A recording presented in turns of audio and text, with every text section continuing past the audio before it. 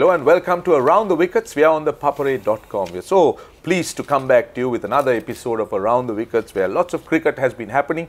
Cricket in Sri Lanka, cricket abroad, some unbelievable, unacceptable activities. So we thought we'll talk to someone special today, who of course doesn't need any introduction. Sri Lankan all-rounder, still very active in cricket. Farveez Maharoof, welcome to the program. Thanks, Roshan. Lovely to have Farveez with us, because we thought we'll try and dip into his knowledge and get his views about what's been happening. The Super Provincial tournament is something that everyone's been talking about. Now, one area that most people complain about is the domestic tournament of Sri Lanka. Now, they tend to think that the domestic tournament in Sri Lanka is weak. I think it doesn't need rocket science to confirm it. But Sri Lanka cricket has gone a step ahead and selected 4 teams. They have picked 4 teams, that is 4 provincial teams attached to the respective centers of excellence, and now that Super Provincial tournament comprising of all the top cricketers are in action. So Maha, let me start off first by asking your views about the Super Provincial tournament. Are you in agreement with the numbers in terms of teams? Do you think we should add a little bit more, or what are your views initially before we get deeper into it? I think definitely it's one of the best concepts with Sri Lanka cricket has come up with, and I think it's 4 teams at the moment. I think it's a bit low. I mean, personally, I would like to see at least 2 more teams. 6 teams to start with. I mean, if you look at the players who are not playing in the first 4 games which happened, the reserves and the players who didn't even get picked for the 15, there are some good players missing out. So I think if you have 6 good teams, I think it will be more competitive. Right. So I think that's a thought that few people have. Some felt 5. I also felt 5, but he thinks 6. But talk about the quality of cricket. Now, we've seen high scoring draws. Now, I was one person who always advocated that standard of cricket can improve with good pitches. Now, is it only about good pitches here, or is there anything more in this tournament that we've seen a lot of runs?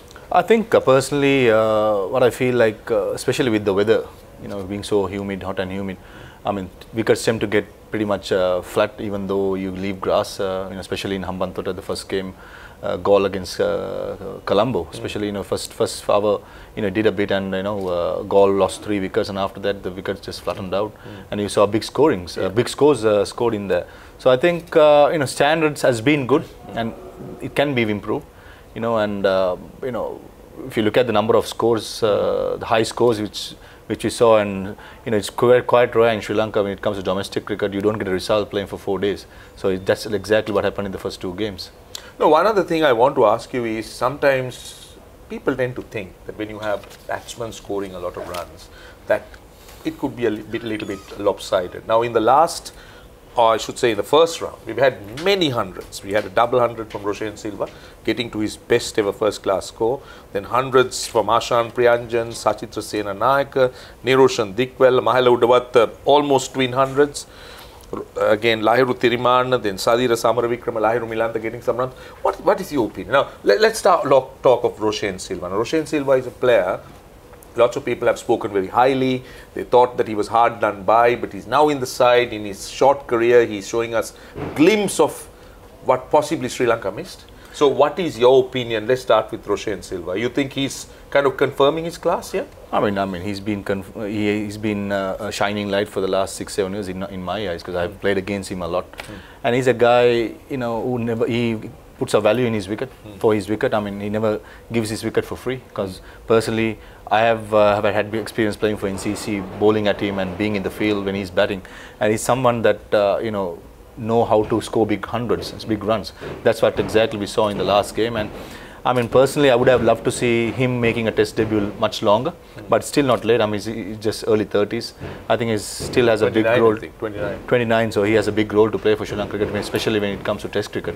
And also, speaking about the other players, I mean... I want to come to you. Now, if you look at this, like, okay, Sachitra Sena Nayaka, known more for his all-round or bowling, so I'm not dismissing that 100, but I'm saying it's useful. But let's focus on more the specialists. Now, Dikwell already in the side, so he's an established player, but he's clearly said that he wants to get back his test play, so this is a good sign.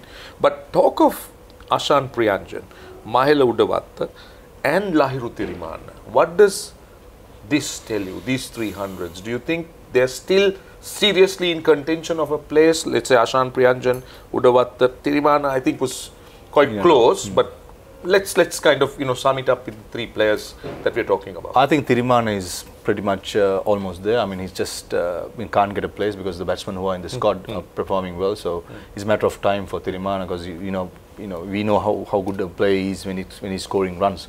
He's a player who can play bat for longer time. And when it comes to Maharoof, I mean, he played with me at NCC this season. Yeah, he's my good colleague. But to start with, the beginning of the season, he didn't score big runs. He's just got starts for 30s, 40s, and he got out frequently. But the latter part of the season, that's where he started getting big runs. Ever since then, he hasn't stopped. During the one-day tournament, during the 2020 tournament, he's been getting big runs, and no surprise, he almost got 2 in hundreds in the other game the other day. So I think for him, he just have to keep scoring and keep knocking on the door. I mean, he's not so close, but I would say Tirumana would be higher than him. What about Ashan Priyanjan? Ashan Priyanjan for me has been in the scene for a long time, especially with the A teams, and even he got an opportunity against India in the 2020 last September at Ketaram, and he scored a 40. And he had a decent domestic season, but as Maharoof and as many of the other batsmen, they have to keep scoring and knocking on the door. I mean, there's no rocket science. Batsmen just have to score runs, and as you correctly said, we have a pretty established setup when it comes to batting. True. So I think these players just have to keep scoring and wait for the opportunity. Sri Lanka rugby පිටියේ සතිපතා සිද්ධ වෙන දේවල් දැනගන්න කැමතිද? Rugby පිටිය සෑම අඟහරුවාදා දිනකම ඔබ වෙත. Yeah, now we're talking about some senior players, and this was Maha's views. Now, what about the 2 young guys who were playing for Gaul, and in the second innings, Sadira Samaravikram always excites me when I see him bat, and Lahiru Milantha. What are your opinions about these 2 youngsters? Do you think that Sadira was blooded a little bit too early, or do you think he needs to wait longer? And then Lahiru Milantha, most people speak about him, hasn't really made the grade.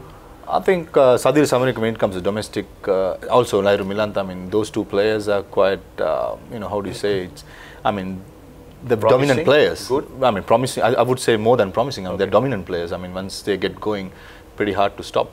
And hopefully this will be the start. I think personally, Sadira were thrown into the deep water pretty too early, because he couldn't handle the pressure. I mean, the game he plays is not suitable for Test cricket, especially as an opening batsman. You got to bat for longer. You have to tighter, tighter probably, and also you can't be too extravagant when you opening batting in Test cricket. So he was found out, and eventually he had to be dropped. But this will be a good learning lesson for him. He could go back to domestic cricket and start scoring big runs, so that he knows how to build up an innings. And Lahiru Milantha, I mean, I think last 5 years or so he's been consistent. I mean, he's been scoring a lot of runs when it comes to domestic cricket. It's a matter of time. He'll get he should get a go, especially in the A team levels to start with, and then from there look at it how he's going to take up that next level. Right now, as we know, cricket at the moment is experiencing a change, a lot of new innovations coming in, and one of them has been the pink ball. Now, pink ball cricket hasn't really caught on as yet, but the teams the world over has been quite willing to experiment with it and play a test match or 2. Now, the next round of the 4-day games are going to be played with the pink ball. Now, Maha, what is your opinion? Do you think, firstly, this is an innovation that cricket can have going forward, or is it a good change? What are your views? You played with it. I played with the pink ball, and I played day games. I think next round will be day-nights. Day-nights, yes. Sorry, I should have said that. Day-nights, under lights. It's under lights. So I think personally, not playing a day-night game with the pink ball, I mean, I would say it's quite hard for me to say something about day-night game. But speaking about a day game which I've played, the ball tend to move quite a lot than the red ball. Is it a kind of a challenge for batsmen in terms of technique? Initially, yes. I mean, once the lacquer of the ball goes off, I heard it becomes soft. It becomes softer, and the ball, it's easy to score against a pink ball, because as a spinner, if you don't get it right, if you don't spin it, it's easy to play against the pink ball because it skids on more than the red ball. So I mean, for me, a day night test, I mean, the games I played, no, none of the games happened, because I mean, there is some difference between the red ball and the pink ball, which red ball you could get them to reverse, but the pink ball is pretty hard. And also playing a day-night game, I think it's more suited for foreign countries, not for Sri Lanka. I mean, I just believe in it because anyway, Test cricket in Sri Lanka, we don't get a big following. True. So in England, in Australia, in South Africa, the viewership is much better, and they could afford it. Yeah, sure. But when it comes to Sri Lanka, I mean, there's some new innovation they're going to try. So I think it'll be interesting to see how we're going to take it up. So you suggest pink ball, bat in the middle order? Pretty much so. I mean, if it's the day game, it's always better to bat at 2 o'clock when the sun is beating down and the movement is less. And if it's in the evening, if the ball is still hard and having the shine, it will be a testing time. Well, we know cricket is played with balls and bats, but balls seem to be a very bad word these days, especially with what the Australians did. You've spoken a lot about it, but let's ask someone, have you ever tampered with it when you played? Last show I was saying there are legal ways to do it, so I think there are legal ways to do it. I mean, I explained it last show. I mean, there are ways to do it, but what happened in Cape Town is just unacceptable. Yeah, true, I know. But as an I don't want to call you an ex because you still can play for Sri Lanka, but as someone who's played at the highest level, how would you look at this? What would you say? I mean, I know this is accepted, this is the unwritten law. I've heard people suggesting allow ball tampering at international cricket because the game has weighted so much towards batting. So make it official, some people tend to say. But most people tend to think, particularly in Australia, that they have brought the game into disrepute, one of the darkest days. So what was your first reaction when you heard this story? I mean, first reaction would be it's definitely cheating. I mean, basically you just can't carry any objectives to the field. I mean, it's just not on using objective to to scratch the ball and get it reversed. Because as I said the last show, legally there are ways to reverse the ball, to get it reversed. So if you could do it, and especially in domestic cricket, we do that. Yeah. Right. So that's a legal way. And also when it comes to the sanctions, I think they deserve it. They deserve the sanctions what they got. You think? I think these bans, 1 year bans and 9 months ban, it's not too harsh? No, personally I think Cricket Australia has always been very hard on their discipline. So I think they have kept their standards on doing it. But what I don't understand is, what I don't accept is that the way the 3 players were treated. I mean, definitely they cheated, but they're not criminals. True. I mean, they were treated like, especially in the media, they were grilled to situation where, we didn't want to see as a co-international player. You don't want to see another international player in tears. Yeah, so, humiliated. Yeah, humiliated. And as I said, it's not a criminal. It's just a it's just not on. I mean, cheating and criminal is 2 different things. I mean, it's just not on when it comes to treating the 3 players how the public did. So I feel sorry for them, but when it comes to the sanctions, I would say I definitely think that they got the deserved sanctions. Yeah, I would have loved to have asked him about his views on that ruling of the referee, Chris Broad, on the 2 Bangladeshi players, but we don't have time, so maybe we'll have reserve it for another day. But now the next big thing is about to happen. That's the IPL. Now, I haven't had too many Sri Lankans going there. Just Akila Dhananjaya. Dushmantha Chamira is tipped to go. Are you disappointed as an ex-Sri Lankan who has played there? Why aren't the Sri Lankans not been attractive enough with so much of good performances? Well, if you look at, I think, last 3-4 years, we haven't had much Sri Lankans going over there. I mean, it's just a reputation. What is the reason? I mean, surely if we talk about Tisara Pereira could be there. I don't know whether he's there, but there are 1 or 2 players that could get added on. I mean, there are definitely more players that we'd like to see, like Kusal Janit or Kusal Mendis. But Kusal, I think Janit has refused. He's turned down, saying that he wants to play the longer version. Okay. So that's an exception. But there are a few others. Yeah, I think Kusal Mendis, Tisara Pereira, and all these people are, I think at that standard, at the standard of cricket, they will definitely perform over there. But if you look at the last 3-4 years, there have been hardly any Sri Lankans in the IPLs. I mean, there are lots of in the auction, but they don't get picked. Yeah. But luckily this year we got 2 in Akila Dhananjaya and Dushmantha Chamira. And when it comes to Dushmantha Chamira, we don't know how fit he is. What we got to know is that he's going through an injury, so he's in a bit of a doubt whether he's going to play or not. But for Akila Dhananjaya, working with Mahela as a coach and a few other big players, big senior players and international players, I think it's going to be a big learning curve. Because I always believe that personally played in the IPL, that the culture has been shared in the dressing room. Like I played with South Africans, Australians, Englishmen, West Indians in sharing the same dressing room. You tend to learn a lot about cricketing culture. So I'm pretty sure that Akila and Dushmantha, if he goes, will learn a lot from this experience. And personally, I would like to see more Sri Lankans in the IPL, because I think it's one of the big events in world cricket, and you can, it's a lot of things to learn, especially in IPL. So I just hope that these two players will go and shine. Yeah. Now I know that we're almost at the end of our program, but I know people watching are egging me on to ask one more question, and I thought I'll ask you that. What next for Farveez Maharoof?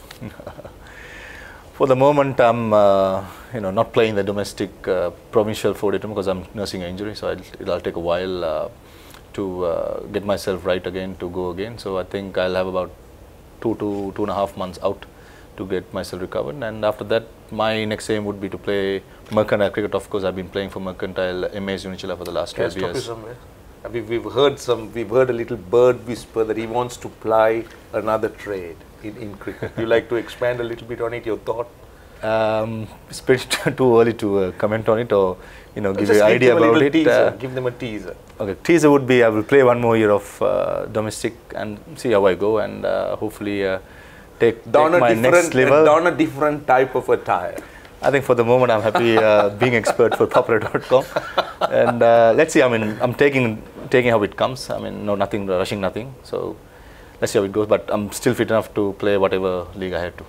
Thank you so much for joining us. It was a pleasure having you with us. So that's it on the show, the Around the Wickets on ThePapare.com. We hope you enjoyed it. Until we see you again, let me leave you with very good wishes for the upcoming Sinhala and Tamil New Year.